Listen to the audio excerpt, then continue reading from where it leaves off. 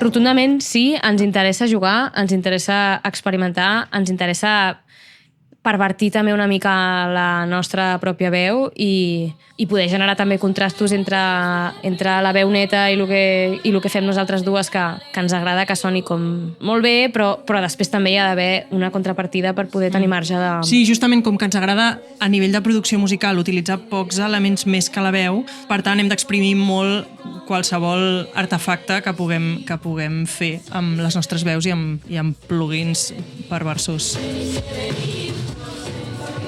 Sí, sabem el truc, si el voleu, és canta en llatí, go Latin, go international.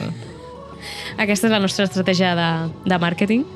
I no ens mires on ete. Sí.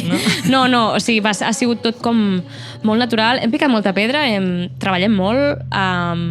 Tot l'equip amb el que treballa moltíssim també i és gent que té unes ganes de fer les coses molt ben fetes i de que hi hagi bon rotllo a dintre de l'equip. I, per tant, amb aquesta premissa del bon rotllo, però les coses ben fetes i el repte això de no cansar-nos a nosaltres mateixos del que sempre hi ha, hem anat fent. Paciència amb els quilòmetres, paciència amb els controls d'aeroport, sistematitzar molt bé el nostre backline perquè sigui fàcil carregar, descarregar... Sí, val a dir que el nostre format de duo és molt... També ens ha jugat a favor com de que és molt rentable girar poca gent. Això ho tenim. Això també. Així que també és l'altre consellet del dia.